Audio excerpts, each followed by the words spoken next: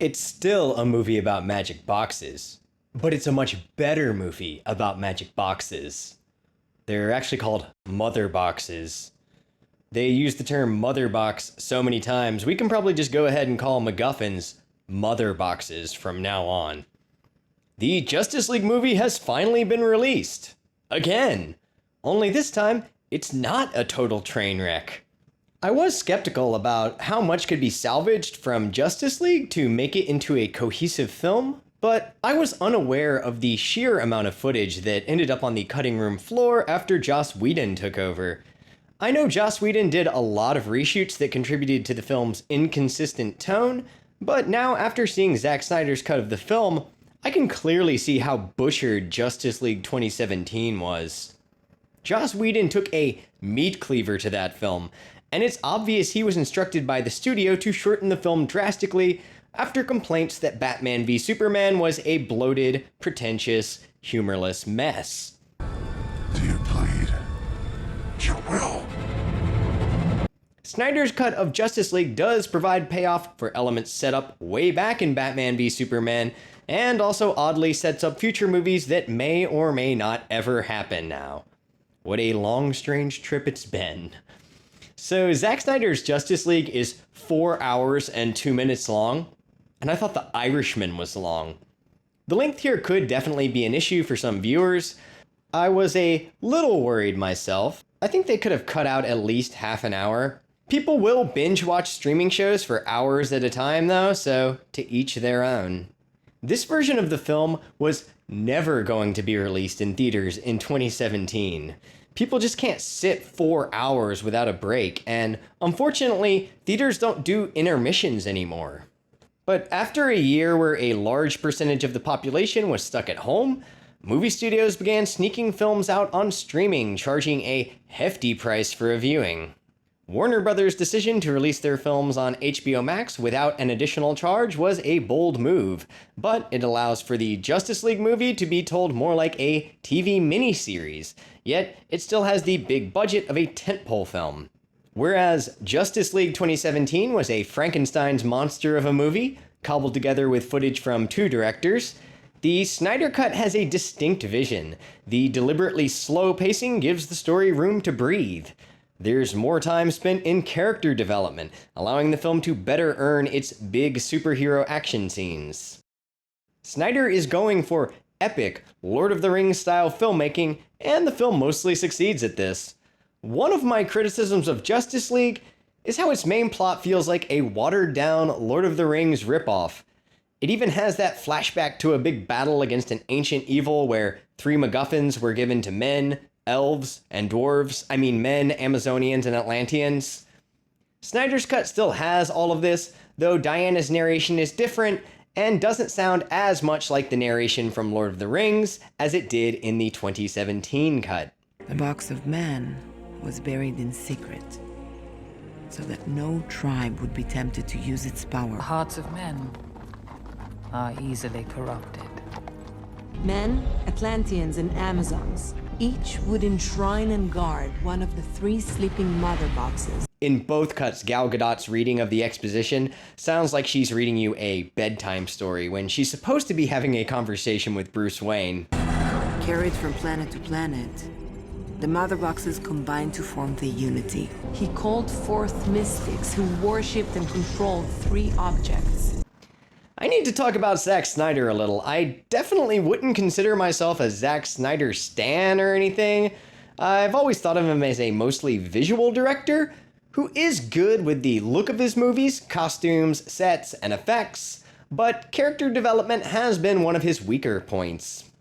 Prior to Justice League, I would probably consider Watchmen to be his best film, as it draws from excellent source material, following it pretty closely except for the ending, and captures the look of the comic with a few standout performances. The DC universe tends to be highly mythological, with its characters being portrayed as gods and goddesses, archetypal figures, while the Marvel universe tends to be more grounded. Just think about what is probably Marvel's most popular character, Spider-Man. He delivers pizza, gets bullied at school, and has problems with his dating life. Yes, I know Marvel has the Thor character, and DC characters can be grounded too, but these are general rules of thumb. Snyder's approach to his DC films was to go for a dark, mature approach, because after all, it had worked so well for Christopher Nolan's Batman trilogy. Those movies were syntactically crime dramas, but the characters happened to be in superhero costumes.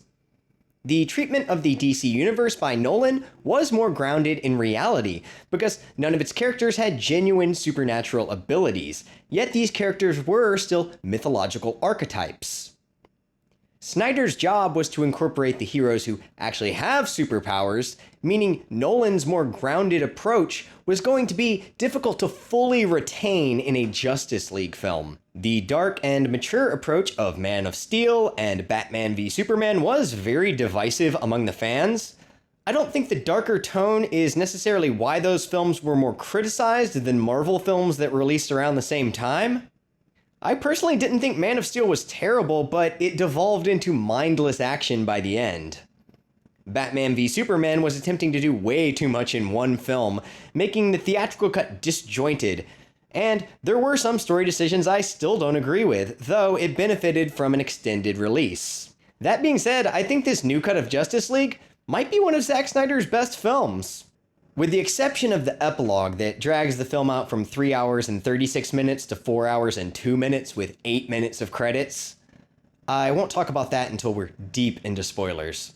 The plot is a recycled superhero apocalypse storyline, but there's good character development for Cyborg, The Flash, Aquaman, and even Steppenwolf that was not present in the 2017 cut.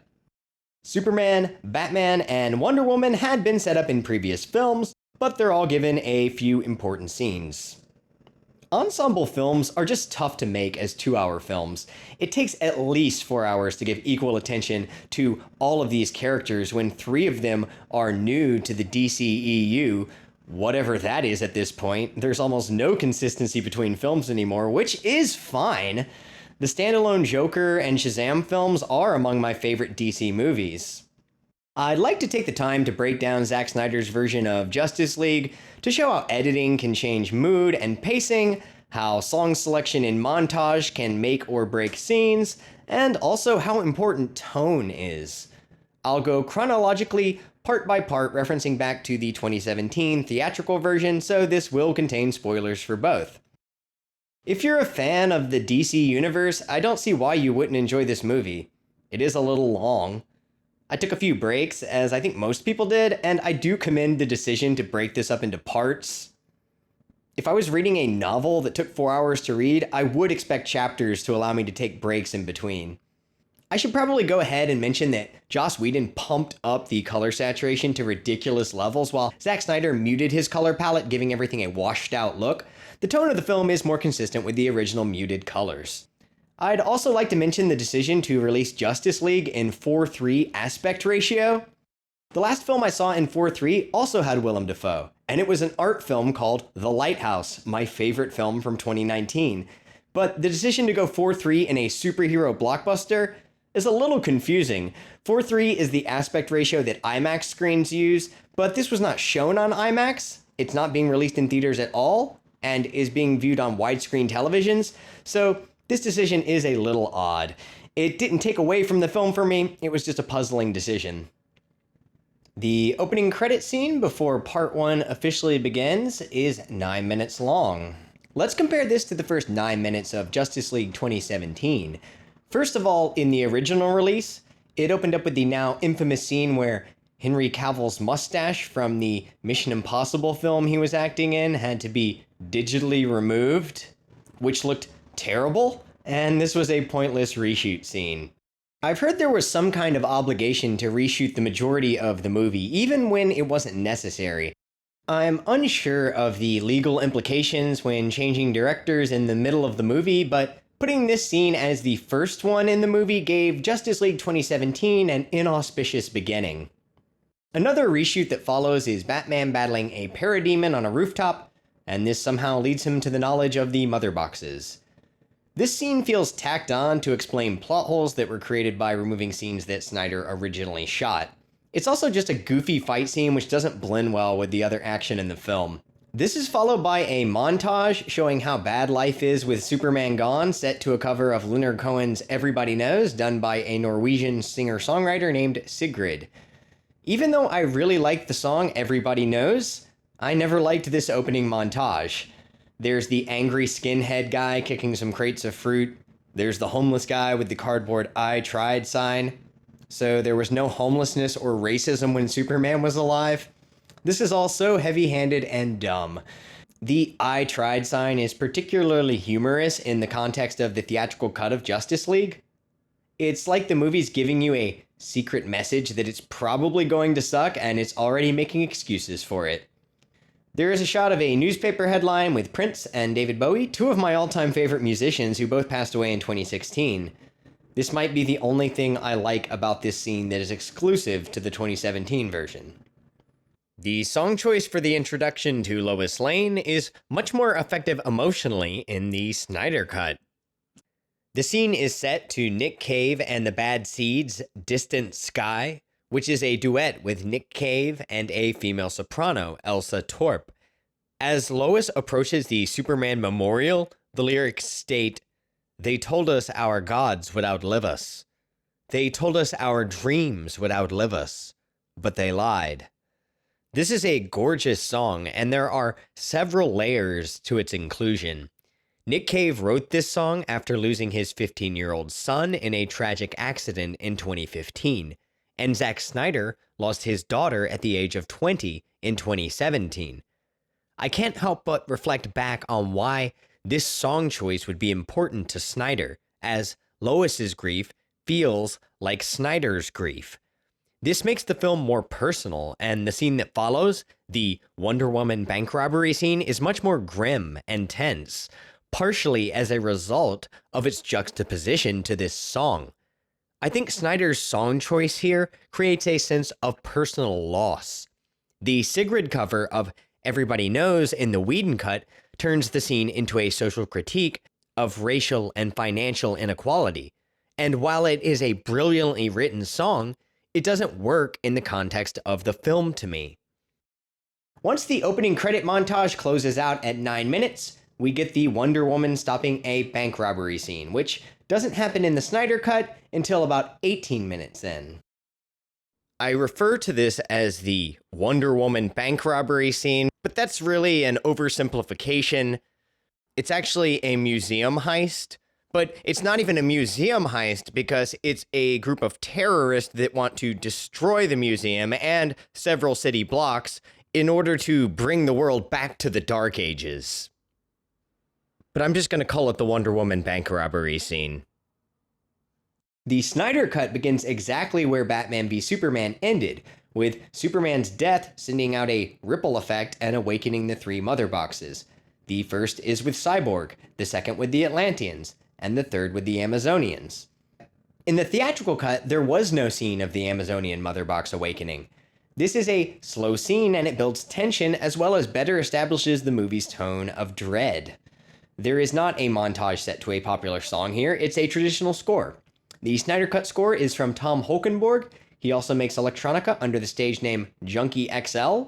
He was fired in 2017 and replaced by Danny Elfman because the studio wanted a lighter tone after complaints about Batman v Superman being too dark. The scores for previous Snyder DC films were done by Hans Zimmer, but Junkie XL provided some additional music there. Overall, I prefer the Junkie XL score over the Elfman score of the theatrical release. The Wonder Woman bank robbery scene has a similar score, but it's recorded and arranged differently.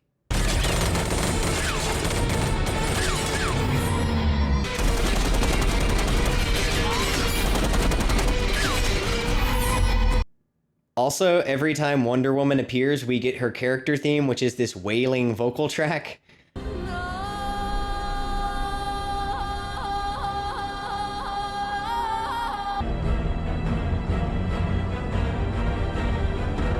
It's either way over the top, or it's apropos. I'm unsure how I feel. Part 1, Don't Count on It, Batman. This is the scene where Bruce Wayne attempts to recruit Aquaman, but the reluctant king, Arthur Curry, is uninterested with the problems of both the land and sea dwellers. In the theatrical cut, this scene came after the Wonder Woman bank robbery scene, but as the plot of the film will revolve around Bruce Wayne building up the Justice League, it makes more sense to have this be the first scene after the opening credits. In the theatrical cut, the scene was played for humor, while in the Snyder cut, there's considerable tension. Even when the room erupts in laughter, it's still not a scene played for laughs. There are some shots added to the Whedon version, pictorially representing Aquaman and the mother boxes, because of the removal of the Atlanteans from the opening montage. While the Whedon version of this scene isn't a straight-up comedic scene, it doesn't build tension as well as the Snyder version of the same scene. The dialogue when Aquaman departs is a little different in the two versions. In the Whedon version, there's an environmentalist message, which is not there in the Snyder version. Mankind's melting the polar ice caps, destroying the ecosystem. They got it coming. There's also a group of women who bust out singing when Aquaman returns to the water, and though this is long and drawn out, it's the first time the film gave me Lord of the Rings vibes. This is juxtaposed with a scene of Ma Kent visiting Clark's grave and leaving the farm, which was part of the opening montage in the theatrical cut.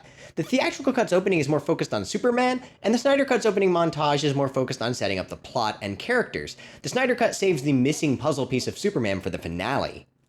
There's an additional Bruce Wayne and Alfred scene here, and though it is good to see Jeremy Irons, this scene might not be completely necessary, as there are several good Bruce Wayne-Alfred scenes later.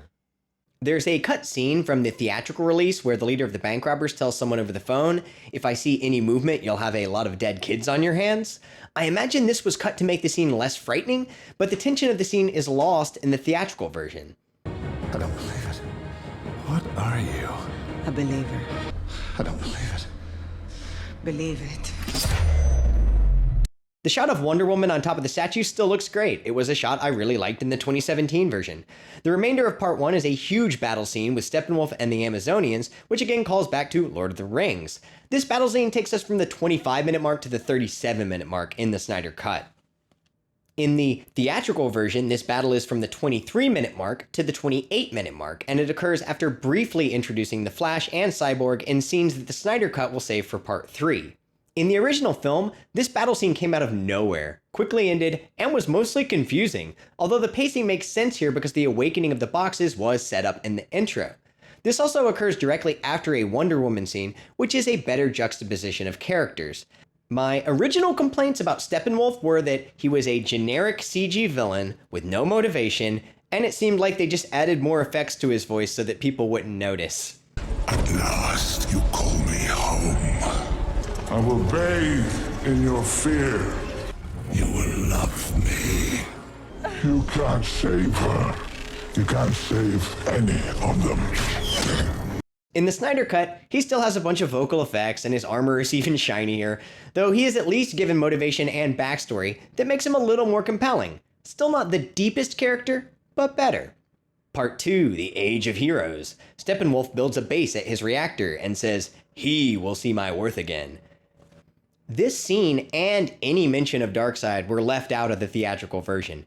Darkseid serves in the way that Emperor Palpatine does to Lord Vader, a mysterious, even more evil entity who remains in the background, pulling the strings.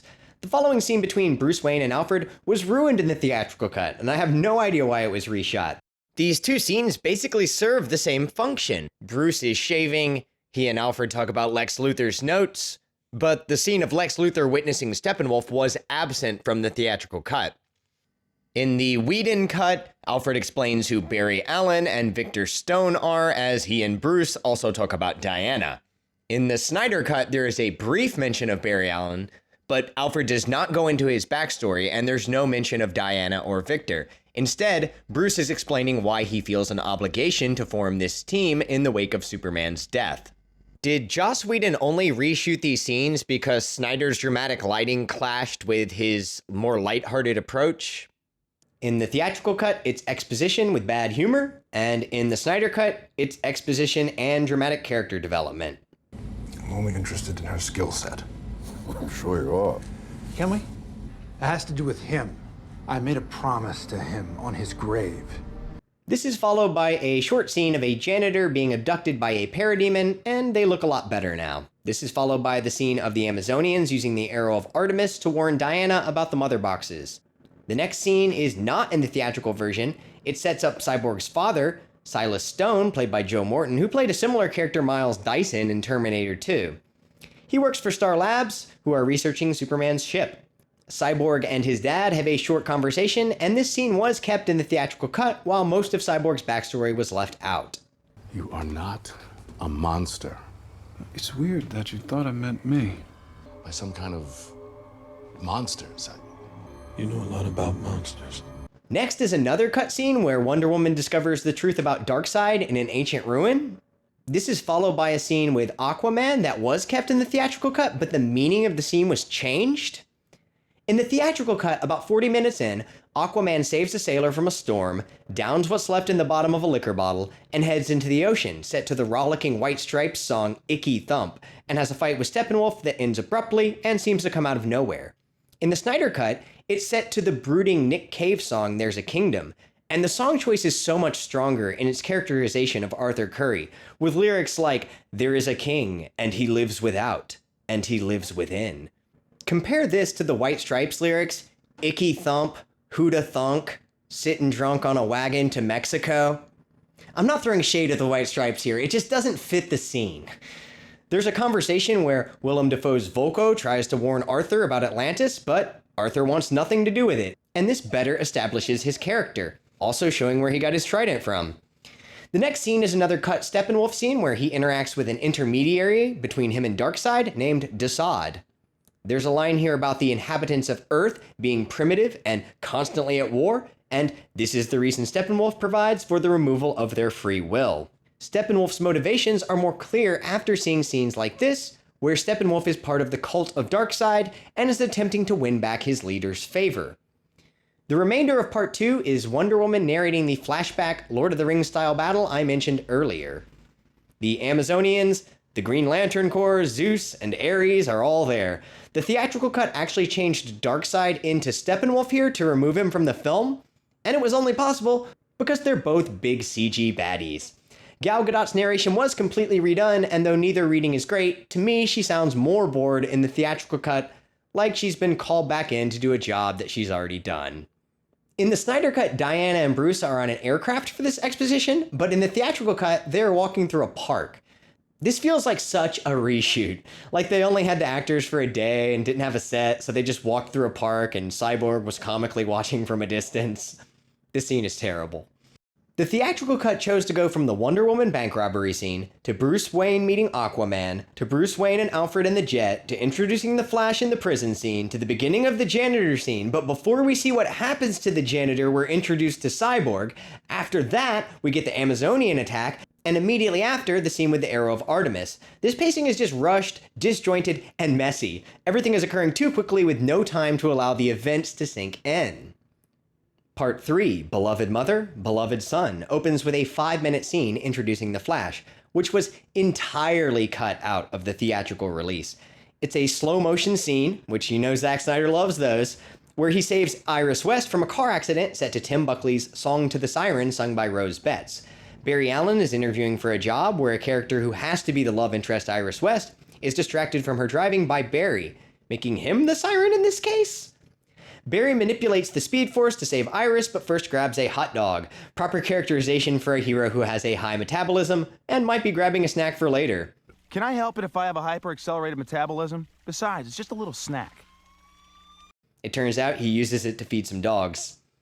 It's a scene that is both beautiful and playful in its execution and does an excellent job of setting up the Flash, his powers, and his attitude. Even though this reviewer complained that Barry's introduction was creepy, toxic male behavior. Are you serious? Is this what counts as film critique these days? Who read this scene as him being a creep? They looked at each other and smiled, then he saved her and briefly admired her beauty. Oh, but he touched her hair. What a monster.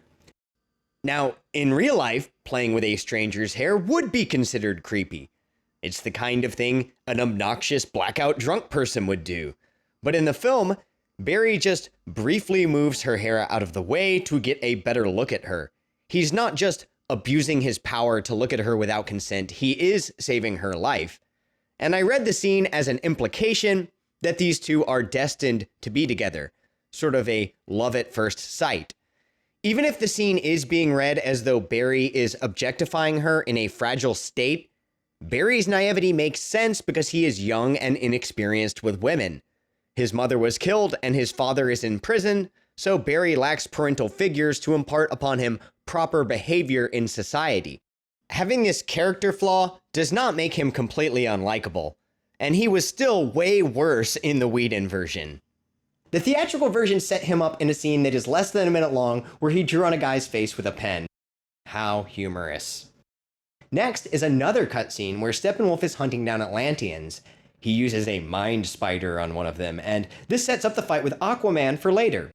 Then, Lois is shown missing Superman. There are a few of these scenes sprinkled throughout that are missing from the theatrical version. There's an additional scene where Bruce and Diana research Flash and Cyborg, which was removed from the theatrical cut. Get a room, you two. Cyborg's whole backstory is revealed here, and all of this was cut from the theatrical release. He was a college football star whose father was mostly absent from his life, and after a big game, he and his mother were involved in a deadly car accident. This is juxtaposed with the previous car accident scene where a superhero was able to save the day. The slow motion during the football game is really effective in showing Victor Stone's tremendous feats of athleticism before the tragic accident. Victor would have died, but his father used the mother box to rebuild him as a machine. The scene where his powers are explained is kind of ridiculous. The narration is explaining how he can control the stock market, and there's a CG bear and bull fighting. It doesn't look great, and it's a bit ham-fisted. Then they're showing him put money in someone's account by visually creating a stack of money. Okay, we get it. Joss Whedon cut most of Ray Fisher's scenes from the movie, and the two also clashed on set. Fisher has come out and said that Joss Whedon was abusive and unprofessional after previously praising the director in the past. Fisher is not the only person who has made complaints about working with Joss Whedon, and it seems like he might be a total jerk to work for. The scene between Barry and his father, who is falsely imprisoned for killing Barry's mother, was in the theatrical cut, and it was one of the better scenes there with Billy Crudup playing Barry's father. Bruce Wayne tracking down Barry is mostly the same, except there are no jokes about brunch, and the dramatic music here makes this less of a comedic scene, despite Ezra Miller being the comedic relief. In the theatrical cut, he was sometimes entertaining and sometimes annoying, and I think he's less annoying in the Snyder cut. Like a bat cave. Wonder Woman tracking down Cyborg is also just a little different in the two versions, and I wonder why this was changed. It was possibly to provide more exposition that was left out by removing other Cyborg scenes. It's like the theatrical version replaced Ray Fisher with some text on a screen. The theatrical version also cut out the part where Alfred was teaching Diana how to brew tea. Jeremy Irons as Alfred is a highlight of both films, and these small bits of character development, while non-essential to the plot, are all pieces of what make a film entertaining. J.K. Simmons as Jim Gordon is introduced here in a scene that was also in the theatrical version, where a sketch of a parademon appears similar to Batman. Still, it was edited a little differently. Part 3 ends with a fight in Atlantis, where Steppenwolf gets the second box. In the theatrical cut, the fight consisted of Steppenwolf throwing Aquaman against a wall and taking the box. It was shortened a bit. The Snyder cut shows that Steppenwolf was initially fighting Mira, and Arthur shows up for the latter half of the fight. The title of this part refers to the fact that both the Flash and Cyborg's mothers are deceased. The bulk of Part 4, Change Machine, is the first battle with Steppenwolf from the theatrical cut, and it ends with a different Ma Kent and Lois Lane scene than we saw in 2017. The battle with Steppenwolf is not all that different, but the color grading, musical score, and editing all differ, even though it's most of the same footage.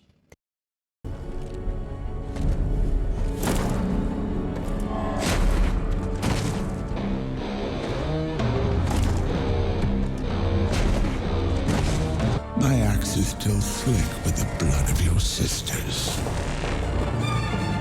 This one will be mine. I belong to no one. The action is more earned here because we spent the last 43 minutes learning about the Flash and Cyborg and understanding their characters better. When Flash uses the Speed Force to knock Diana's sword back in her direction, he gets cocky and trips. His overly confident nature was set up in the earlier scene where he stopped to grab a hot dog before saving a woman's life. Now, in the face of a much greater threat, he stumbles. When Cyborg saves his father, we understand better how and why Victor resents his father, and that saving him is actually character growth. None of this came through in the theatrical cut. Darkseid shows up and Steppenwolf grovels, revealing his fleshy-looking horns beneath the armor. His eyes in this version are a lot more cartoonish, which causes him to appear more cute than I think was intended, but he's still a better character. At this point, the villains discover that Earth is the home to anti-life, an even bigger MacGuffin than the Mother Boxes, which can be used to conquer the universe. So Darkseid has destroyed 100,000 planets trying to find the only planet he ever lost a war against. But how did he forget where Earth was in the first place? At least the Snyder Cut doesn't have that awkward scene of the Flash falling on top of Wonder Woman, though. The scene where the team suggests bringing back Superman is different, and it's another scene that was reshot, but serves the same purpose, except in the theatrical cut, Diana and Bruce argue about whether or not to resurrect him because he might come back evil. Barry makes some joke about Pet Sematary, and it all feels like artificial conflict. In the Snyder Cut, the triumphant Superman music comes in, and there's no argument about whether or not we need Superman back.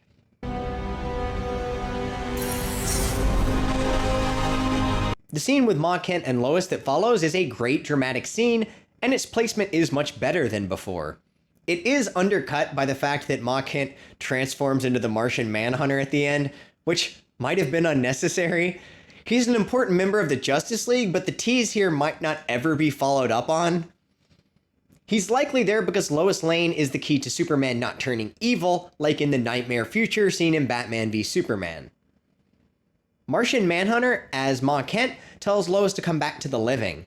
Does he also know that Superman will soon be brought back and that Lois will be needed? The theatrical version of this scene was filled with bad jokes and was lit like a comedy, another attempt to lighten the tone. It occurred much earlier in the film, after Diana saw the warning from the Amazonians, but before giving Bruce the Age of Heroes exposition dump. There was also a reshoot scene that followed this in the theatrical version where Cyborg was keeping tabs on Batman, and it was a 30-second scene that was meant to replace the majority of his backstory. Part 5, All the King's Horses, is where the team digs up and resurrects Superman, and the scene where they exhume him was pointlessly reshot for the theatrical version. The humor was actually better in the original footage. That's the plan. She's 5,000 years old, Barry. Every guy's a younger guy. Diana and Arthur bond over a saying that both their cultures share: none are taken back from the darkness, not without giving one up in return. The focus of the Snyder Cut is to show the team coming together, while the Whedon Cut is about the team members clashing.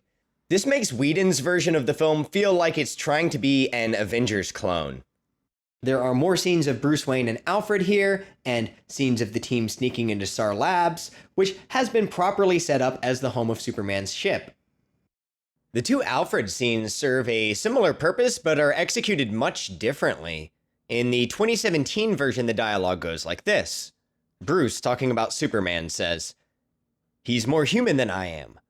Cue the emotional music. "He lived in this world, fell in love, had a job in spite of all of that power. The world needs Superman and the team needs Clark." Alfred responds, "And what does Clark need? Maybe he's at peace." Bruce responds, "He'll get over it." Cut to Clark's grave being dug up by the Flash and Cyborg. Aquaman and Diana are absent. In the Snyder Cut, Alfred tells Bruce, "Your guilt's overcome your reason. All the king's horses and all the king's men." Bruce interrupts, "For once, I'm operating strictly on faith, not on reason." Alfred responds, "But if you start playing with this box of tricks, it could be the end of everything. How do you know your team's strong enough? If you can't bring down the charging bull, don't wave the red cape at it." Bruce responds, "You do when it's this red cape charges back. Cue the dramatic music. Cut to the rest of the team loading up the coffin. We've already seen them digging it up in a previous scene. I think the Snyder Cut does a better job at showing Bruce's character growth and his respect for Superman. The writing in the Whedon version was a little bit cornier. Not that the Snyder version wasn't corny in its own way, but I do think it was more effective dramatically. Cyborg ignoring his father during the Star Labs infiltration mission is also left out of the Whedon version. There's a shot of Lois reaching for her press pass, and there's a pregnancy test underneath. And I guess this is to imply that she might be pregnant with Superman's child? There's never any payoff for this suggestion in the film, so it probably could have been left out. The fight with Superman appears mostly the same in the two versions. A fight between Superman and other Justice League members would be a selling point for fans, so it's mostly the same. Superman's delayed return here is appreciated because it allowed the new characters to be properly introduced before bringing back Superman, who already had his own solo film and shared a film with Batman. The plan to bring back Superman involves taking his body to the Kryptonian ship and syncing up the box with the ship, but the ship has no power, so the Flash has to run real fast to create an electrical surge, though he misses the mark slightly and turns time back just a little.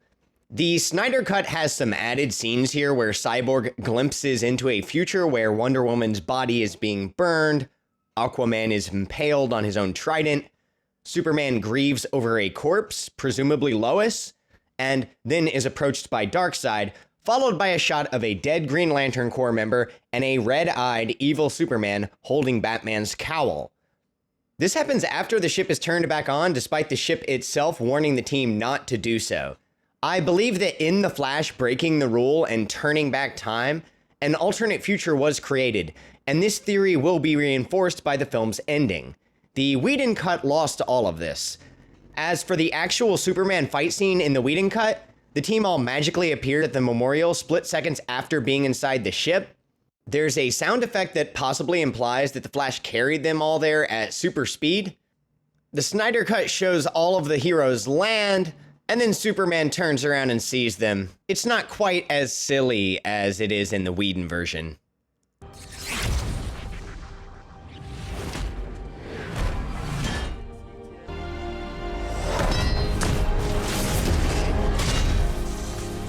The main difference I found in this fight was that in the Snyder Cut, Batman tells Cal, "The world needs you," and that's it. While the Whedon Cut had Henry Cavill read off these lines, You won't let me die. Do you bleed?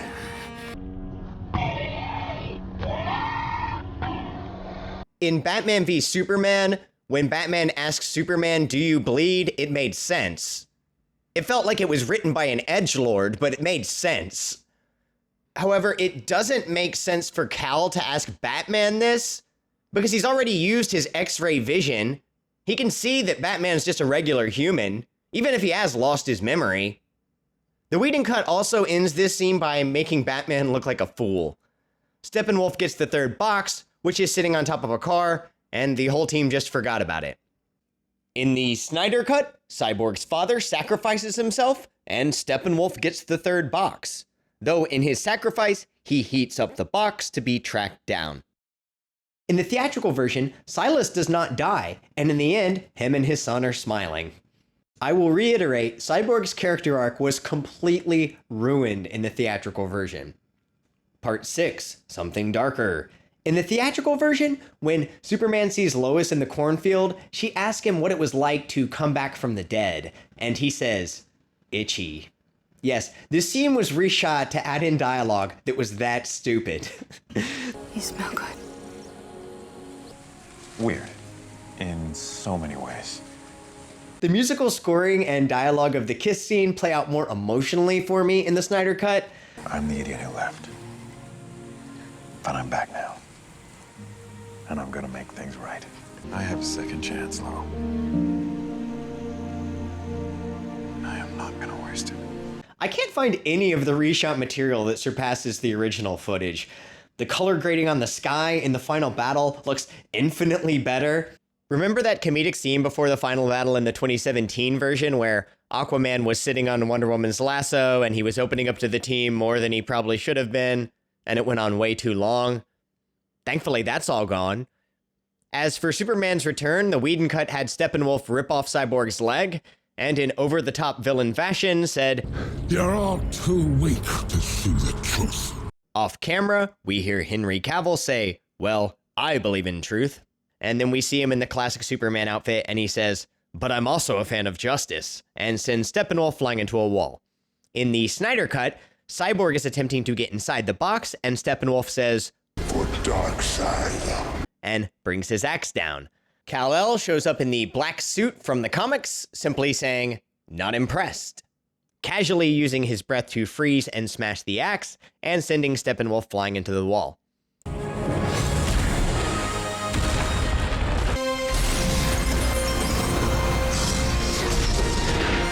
The Whedon cut generally watered the content down, made it more accessible for non-comic fans and small children, with the Snyder cut being more enjoyable for the hardcore fans and a teenage to adult age range. Still, Cyborg getting his leg ripped off in the Whedon cut doesn't seem as cartoonish as Superman freezing the axe. The reference to the truth and justice line just doesn't seem as cool as the brevity of the "not impressed" response. The scene exclusive to the Snyder cut with the black suit Superman hearing the voices of his two paternal figures, Kevin Costner's Jonathan Kent and Russell Crowe's Jor-El, is pivotal in showing how Kal-El's mentors kept him from abusing his powers and becoming the hero that he is. The musical scoring is great here, and the scene is juxtaposed to the team getting ready, synced up with a sludgy metal riff. There's also the part where Jason Momoa says, "All right," after Superman returns. And it's two different readings of the same line. Because in the Whedon version, it sounds more like, "All right." Whereas in the Snyder version, it's more like, "All right." All right. All right. It's just a slight distinction between a line being cringy and being acceptable. It's just when he says, "All right," it makes me think of Quagmire from Family Guy. It also makes me think of Matthew McConaughey's character from Dazed and Confused. Both of those characters are sex predators, by the way, which is not what I want to think of when I'm thinking of Aquaman. That's what I love about these high school girls, man. I get older, they stay the same age. In the Snyder Cut's reading of the "all right" line, it's more like, "All right, proved me wrong." He just doesn't sound like a douchey bro. There's also the part where he goes, "My man." In the Snyder Cut, Cyborg just said, "You're welcome," while in the Whedon cut he said, "Ride ain't over yet." And something about this small change just makes the Whedon cut more cringy. Ride ain't over yet. My man. You're welcome. My man. The final battle in Justice League 2017 played out as follows. Wonder Woman and Aquaman fight Steppenwolf on the bridge. Batman fights random parademons. The Flash saves a random Russian family. Cyborg tries to connect with the box and fails. Superman shows up, but then has to leave to save people in danger so that the rest of the team will struggle while fighting Steppenwolf. Superman saves more people than the Flash, undercutting Barry's importance. Then Superman returns to free Steppenwolf's axe, which Wonder Woman smashes, causing Steppenwolf's parademons to smell his fear and turn on him, pulling him into a portal. This was probably to make his demise less violent, but it's not as satisfying. In Snyder's cut, Cyborg and the Flash are the most important elements in the conclusion, as Superman is endlessly pummeling Steppenwolf, but the boxes have already been formed, and it's up to these two characters to save the day. In Snyder's cut, the Justice League fail to stop Steppenwolf from combining the boxes, and the Flash has to run faster than the speed of light to run back in time and stop the events. This isn't that much different than when Superman turned back time in the 1978 movie. I do think this gives the Flash a better character arc and makes him more important in the conclusion of the film. Cyborg is the one who separates the boxes after they appear to him as his deceased family and self. I'm not broken. And I'm not alone. Superman helps pull the boxes apart. Superman! Aquaman impales Steppenwolf on his trident. Wonder Woman beheads him. and then his head ends up crushed under Darkseid's foot. So the team comes together to defeat the big bad. Nothing we haven't seen before, but still well executed. Literally executed. The movie should have ended with part 6, by the way. The epilogue, A Father Twice Over, is what drags this movie out to the point of just being a little too long for my taste. Cyborg reconstructs and listens to the tape from his father that he crushed earlier, making the final narration from Silas instead of Lois Lane. There's a little follow-up with each of the heroes to see where they're heading next. Aquaman says he's going to see his father and jumps in the back of a pickup. Aquaman was not as much of a focus in this movie, and I think because he had a solo film coming up after Josstice League, he was only being set up here. The Flash and Cyborg's roles were much more important to the story. Bruce and Diana setting up the Hall of Justice was in the theatrical version, as well as Barry getting a job at a crime lab and making his father proud. Bruce Wayne getting Ma Kent's house back again was in the theatrical cut, but Cyborg visiting his father's grave was missing. There are some glorified shots of Batman on top of his bat tank, and Diana against the sun with the arrow of Artemis, the Flash running through the streets with unbridled joy, and then the classic shot of Superman revealing the symbol of the black suit. The final shots of Batman and Wonder Woman in the theatrical version were nowhere near as epic. The movie could have ended here as well. The most indulgent part of the epilogue is that it follows up on that scene from Batman v Superman where the Flash comes out of a wormhole from the future or an alternate timeline and tells Bruce that Lois is the key. Basically, they're doing a parallel universe, Elseworld storyline where Lois Lane dies and Superman turns evil, which has been done in the comics, in the Justice League cartoon show, and in the Injustice fighting game series. In my opinion, it's just too much to try and introduce all of that now. The original post-credit scene of Deathstroke meeting Lex Luthor is still there, but the post-credit scene with Superman and the Flash racing is gone. That was kind of a pointless scene anyway. The film also could have ended right here. Batman, Cyborg, Deathstroke, the Flash, and Mira meet up with the Joker. It's insinuated that Wonder Woman and Aquaman are dead, as seen previously when Cyborg glimpsed into an alternate future. My question is, how is the Joker, who has no superpowers and no advanced weaponry, going to help in a fight against the all-powerful Darkseid? Was this just to redeem Jared Leto's Joker after the Suicide Squad movie? There are some lines about how Batman killed Harley Quinn and how Joker killed Robin, and they were never even characters shown in the Snyder film, so again, this is all a little too much fan service. Anyway, Bruce wakes up and it was just a vision of the future, not confirmed to be real yet. The film is closed out with Martian Manhunter warning Bruce Wayne about Darkseid, but if a big epic follow-up film is never made, then all of these scenes are just an odd inclusion that drag out a film that is a little too long already. Still, the Snyder Cut is a massive improvement over the garbage theatrical cut, which is a forgettable movie that I regretted watching immediately after it was over. Justice League 2017 was a film trying to rush to its conclusion as quickly as possible and was barely concerned with even being an enjoyable viewing experience. It's like Joss Whedon knew Zack Snyder would still get credit for the film, so it didn't matter if he did a great job re-editing and shooting it. I applaud the decision to allow Snyder to release his original vision of the film, even if it was a little indulgent in places. The ending credits use Leonard Cohen's Hallelujah, not the Cohen version. Snyder already used that for an awkward sex scene in Watchmen. It's performed by Alison Crowe, and this is a touching into the film, as it was the favorite song of Snyder's daughter Amber, who the film is dedicated to. So, despite the family tragedy, there is sort of a happy ending here for the Justice League movie. It's like Warner Brothers tried it their way, and it was terrible, and they said, you know what? How about we let the director give it a shot? And it was actually good.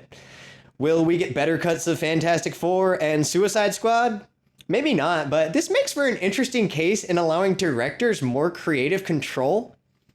I was never part of the whole release the Snyder Cut crowd, but I have found some new appreciation for the film, and I'm now more invested in the idea of a solo Flash movie. There's a lot of discourse online about fans of the Snyder Cut being toxic social media bullies, and I do like the Snyder Cut, which I guess makes me a toxic social media bully too. I think it's totally unfair to reduce an entire fandom by classifying them as toxic.